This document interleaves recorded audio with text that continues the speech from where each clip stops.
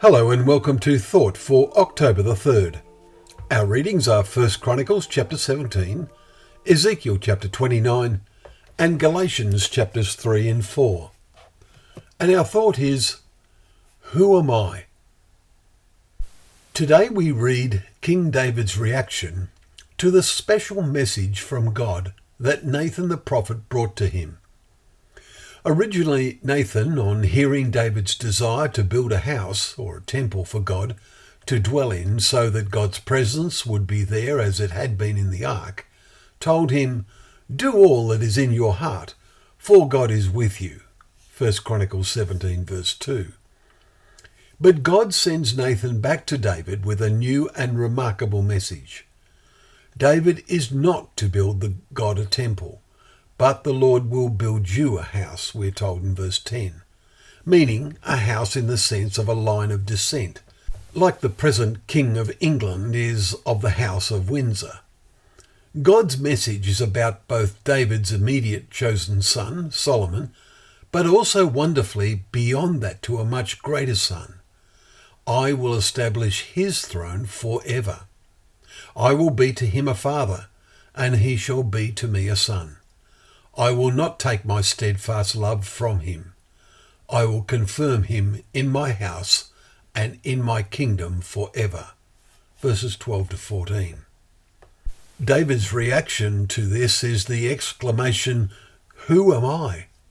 He is totally humbled and overwhelmed by this revelation of the ultimate future God has revealed. David in humility says, "What is my house? You have spoken of your servant's house for a great while to come." Verse 17. He prayerfully says, "And now, O Lord, let the word that you have spoken concerning your servant and concerning his house be established forever, and do as you have spoken, that your name may be established and magnified forever." By the word name, he means God's reputation. Verses 23 and 24. Jesus is constantly referred to as the Son of David and will one day sit on David's throne. The angel said this to Mary in Luke chapter 1 verse 32. Should we not ourselves reflect on David's exclamation, "Who am I?"